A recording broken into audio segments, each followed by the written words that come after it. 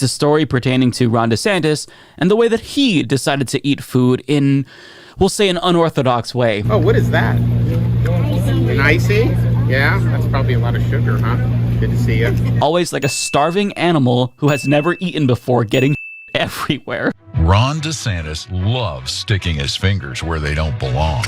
And we're not just talking about pudding. What's your message to Ron DeSantis? I don't know him, but I do know men lie, women lie, but numbers don't. Were there beneficial aspects to slavery? That's not what the curriculum says. What do you think? No, it's not. And the curriculum is very clear.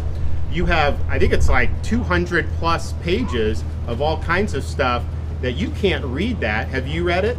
So what's your opinion? Have you read it? I'm asking your opinion. Unlikable, pompous, a Dollar Tree Trump. Ron DeSantis is failing as a candidate. Just yesterday in the state of Florida, they decided middle school students will be taught that enslaved people benefited from slavery.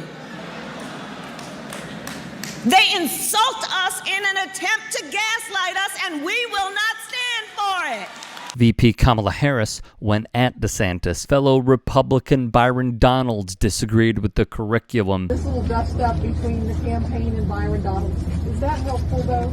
So, the end of the day, you got to choose. Are you going to side with Kamala Harris in liberal media outlets? Or are you going to side with the state of Florida? So don't side with Kamala. Intentionally mispronouncing her name. Standard. Sports and politics, the intersection that always crossed over for Ron DeSantis. What is it about baseball that you love? So I kind of thought it was always a very democratic game, a very meritocratic game, whereas I kind of viewed like basketball as like these guys are just freaks of nature. They're just like the incredible athletes. In baseball, they have the skills that allow them to compete at the highest level. Quite symbolic of his governorship. The NAACP is issuing a travel advisory for the state of Florida, saying the state has become openly hostile toward African Americans, people of color, and LGBTQ plus individuals. When a gunman killed school children in Texas, this was my idea. DeSantis saw Major League Baseball teams like the Rays and punished them. But how, Rick? Well, I'll tell you. Pasco County's ambition to host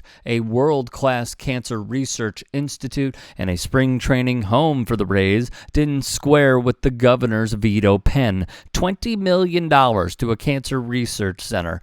Gone because DeSantis saw a Major League Baseball team saying, hey, gun violence is kind of a problem in this country. After books about Jackie Robinson, Roberto Clemente, and many more were pulled from the shelves in the state, sports writer Kevin Blackistone called for the removal of spring training from DeSantis' state, where many MLB players would likely follow that travel advisory by the NAACP and eliminate, per Blackistone, about $700 million in revenue. Karan J. Phillips would see the NFL's most recent decision to put the Pro Bowl in the state of Florida and write, you would think that a league that is majority black wouldn't consider any city in Florida as a world-class destination. But this is what happens when a black league doesn't have proper representation in the room where these decisions are made. Leave it to the NFL to be convinced that Florida is the state for its black players and their friends and families should come and celebrate and spend their money. This say one thing but do the other ideology that the league operates by is how they've gone about things for a long time. And he rightfully called out the inconsistent pattern of Roger Goodell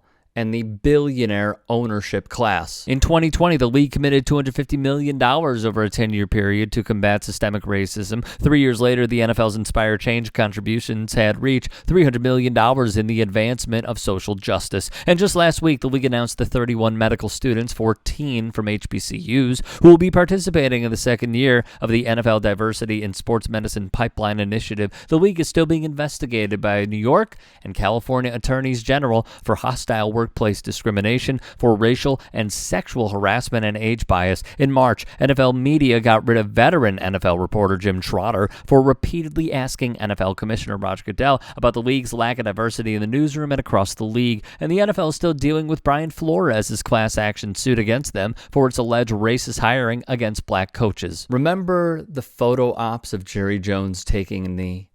Remember the helmet decals of Black Lives Matter? Remember the end racism messages in the end zones? It's all BS. It's all hypocritical. It's the NFL.